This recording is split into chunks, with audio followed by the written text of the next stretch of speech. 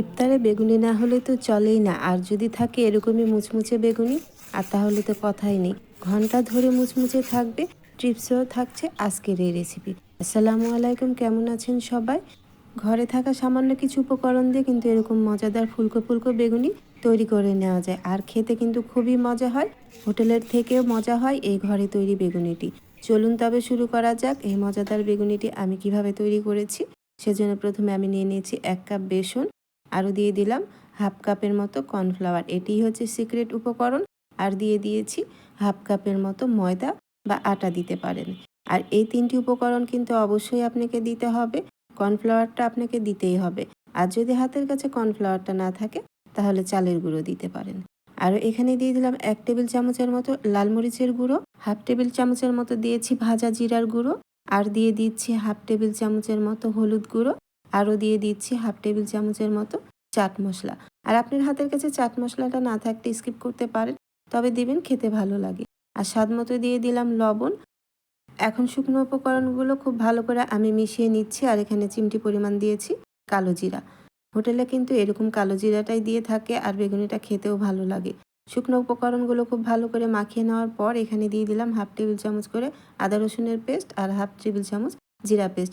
এখন নর্মাল ঠান্ডা পানি দিয়ে আমি একটা ডো তৈরি করে নিচ্ছি।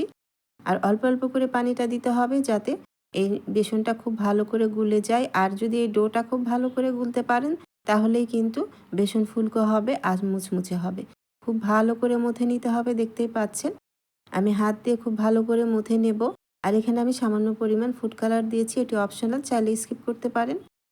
আর এভাবে প্রথমে অল্প পানি দিয়ে ডোটা খুব ভালো করে মথে নিতে হবে, স্টিকি করে নিতে হবে। এখন আমি হাত দিয়ে খুব ভালো করে মথে নিচ্ছি। খুব ভালো করে এভাবে মথে নেবেন। আর ঘন একটা ডো তৈরি করতে হবে আপনাকে। খুব বেশি পাতলাও করা যাবে না, আবার খুব বেশি ঘন করা যাবে না। বেগুনের এই ডোটা কিন্তু এইরকমই ঘনত্বটা থাকতে হবে। দেখে নিশ্চয়ই বুঝতে পাচ্ছেন আমি হাত দিয়ে খুব ভালো করে ফেটে নিচ্ছি। আর এভাবে একটু ফেটে নেবেন। ফেটে 10 মিনিট রেস্টে রেখে দেবেন। 10 মিনিট যদি আপনি রেস্টে রেখে দেন তাহলে কিন্তু বেগুনিটা ফুলকো হবে। এমন করে আমি একটি আঙ্গুল এভাবে ডুবিয়ে দেখায় দিচ্ছি, দেখতেই পাচ্ছেন যে আঙ্গুলটা কোট হয়ে গেছে আর কিন্তু ছিঁড়ে পড়ে যাচ্ছে না। ঠিক এরকমই ঘনত্বটা হতে হবে বেগুনির পারফেক্ট একটি ডো তৈরি করার জন্য। আর এই বেগুনিটা বেশিক্ষণ ধরে মুচমুচে রাখার জন্য এখানে হাফ টেবিল চামচের মতো দিয়েছি আমি বেকিং সোডা দিয়েছি। বেকিং সোডা দিলে কিন্তু মুচমুচে হবে। আর সামান্য পরিমাণ কিন্তু আমি বেকিং পাউডারও দিয়েছি। বেকিং পাউডার দিলে ফুলকো হবে আর বেকিং সোডা দিলে ক্রিস্পি হবে। আর এখানে অবশ্যই আটা বা ময়দাটা দেওয়ার চেষ্টা করবেন, তাহলেও কিন্তু বেগুনিটা খুব ভালো করে ফুলকো হবে। চামচটা দেখে নিশ্চয়ই বুঝতে পাচ্ছেন যে খুব ভালো করে চামচটা কোট হয়ে গেছে, তার মানে বেগুনটাও খুব ভালো করে কোট হয়ে যাবে। আর যখন খাবার সোডা বা বেকিং পাউডারটা দেবেন তখন সাথে সাথে ভেজে নেবেন, তখন আর রেস্টে রেখে দেওয়ার প্রয়োজন নাই। এভাবে আমি বেগুনগুলো স্লাইস করে কেটে নিয়েছি। আর যখন বেগুন কাটবেন গোটা বেগুনটা আগে ধুয়ে নেবেন, তারপরে বেগুনিগুলো এভাবে স্লাইস করে কেটে নেবেন। আর বেগুনগুলো কেটে নিয়ে তারপরে কিন্তু ধুতে যাবেন না, তাহলে এই ডোটা কিন্তু লাগতে চাবে না। একটি কড়াইয়ে আমি 1 কাপের মতো তেল দিয়েছি। আর প্রথমে আমি দেখে নিচ্ছি যে তেলটা খুব ভালো করে গরম হয়েছে কিনা। যখনই বুঝতে পারবেন যে উপরে ভেসে উঠছে ডোটা, তখনই বুঝতে হবে যে তেলটা খুব ভালো করে গরম হয়ে গেছে। এখন আমি বেগুনিগুলো দিয়ে দেব, দিয়ে বেগুনটা আমি ভেজে নেব।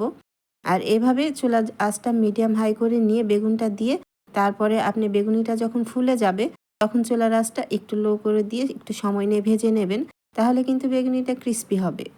এক পাশটা যখন একটু কালার চলে আসবে তখনই আরেক পাশটা উল্টিয়ে দেবেন, সাথে সাথে উল্টাতে যাবেন না, তাহলে কিন্তু বেগুনি থেকে ডোটা খুলে যাবে। এক পাশটা যখন হয়ে আসবে তখনই আরেক পাশটা উল্টিয়ে দেবেন। আর এভাবে উপরে একটু তেলটা দিয়ে দেবেন, তাহলে খুব তাড়াতাড়ি বেগুনিটা তৈরি হয়ে যাবে। এভাবে আমি উল্টে পাল্টে ভেজে নিচ্ছি, দেখতে পাচ্ছেন। এখন চুলার আঁচটা আমি মিডিয়াম করে দিয়েছি যাতে বেগুনিটা একটু ক্রিস্পি হয়। আর বেশিক্ষণ ধরেও ক্রিস্পি থাকবে যেহেতু এখানে আমি খাবার সোডা দিয়েছি। এভাবে আমি উল্টে পাল্টে ভেজে নিচ্ছি, দেখতেই পাচ্ছেন কতটা ফুলকো হয়েছে। আর এভাবে প্রথমে যেগুলো বেগুনি খুব বেশি ফুলকো হয়ে যাবে, কিন্তু আবার ঠান্ডা হয়ে গেলেই বেগুনিগুলো চুপসে যাবে আর ক্রিস্পি থাকবে না। আর আমি যেভাবে টিপস সহ আপনাদের দেখিয়েছি এভাবে ভেজে নেবেন, বেগুনিগুলো কিন্তু সময় ধরে ক্রিস্পি থাকবে। এভাবে আমি সবগুলো বেগুনি ভেজে নিচ্ছি, দেখতে পাচ্ছেন তেলের মধ্যে ছাড়ার সাথে সাথে কিন্তু বেগুনিগুলো ফুলকো হয়ে যাচ্ছে। আর এক পাশটা হয়ে গেলে আরেক পাশটা এভাবে আমি উল্টে দিয়ে একটু সময় নিয়ে ভেজে নিচ্ছি একটু ক্রিস্পি করার জন্য। চুলার আঁচটা মিডিয়াম করে দিয়েছি। আর এখন যদি আপনি সাথে সাথে উঠিয়ে নেন তাহলে ঠান্ডা হয়ে গেলে বেগুনিগুলো চুপসে হয়ে যাবে, নরম হয়ে যাবে, তখন কিন্তু বেগুনি খেতে ভালো লাগবে না। আর আপনি যদি একটু মুচমুচে করে খেতে চান তাহলে একটু সময় নিয়ে এভাবে ভেজে নেবেন। তৈরি হয়ে গেছে। এভাবে আমি সম্পূর্ণ বেগুনিগুলো ভেজে নিয়েছি। বানানো কিন্তু খুবই সহজ।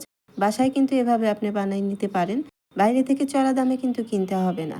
ঘরে থাকা উপকরণ দিয়ে যদি আপনি এভাবে বেগুনিটা তৈরি করেন, খেতে কিন্তু অসম্ভব মজা হয়। হোটেল বা রেস্টুরেন্টের থেকে কিন্তু হাজার গুণ মজা হয় এই বেগুনি। আমি সবগুলো বেগুনি কিন্তু বানিয়ে নিয়েছি, দেখতে পাচ্ছেন কতটা লোভনীয় হয়েছে। আর প্রায় ২-৩ ঘন্টা কিন্তু ক্রিস্পি থাকবে এই বেগুনিগুলো। আমি ভেঙে দেখাচ্ছি আপনাদেরকে যে কতটা ক্রিস্পি আছে। আর খেতে কিন্তু খুব মজা হয়েছে। আশা করছি আজকে আমার এই বেগুনির রেসিপিটি আপনাদের ভালো লেগেছে। রেসিপিটি ভালো লাগলে অবশ্যই আমার ইউটিউব চ্যানেলটি সাবস্ক্রাইব করে রাখবেন। একটি লাইক, কমেন্ট, শেয়ার করে দেবেন। আর যারা ফেসবুক পেজ থেকে দেখছেন তারা অবশ্যই আমার ফেসবুক পেজটি ফলো দিয়ে রাখবেন ও একটি লাইক, কমেন্ট, শেয়ার করে দেবেন নতুন নতুন ও সহজ রেসিপি পাওয়ার জন্য। আজ বিদায় নিচ্ছি। চলে আসবো আবার অন্য কোনো নতুন ও সহজ রেসিপি নিয়ে। আল্লাহ আপনাদের ভালো রাখুন, সুস্থ রাখুন, ভালো থাকবেন সবাই। আল্লাহ হাফেজ।